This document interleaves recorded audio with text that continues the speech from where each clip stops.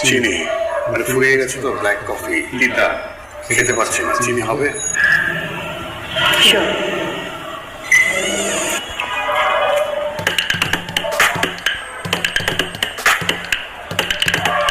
কড়া চামচ।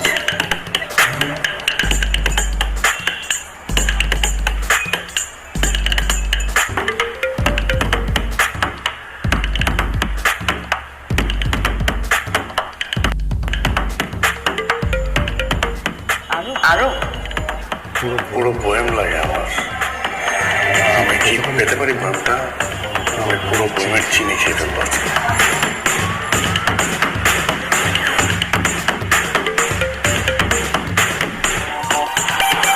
ঘামছি অনেকদিন পর।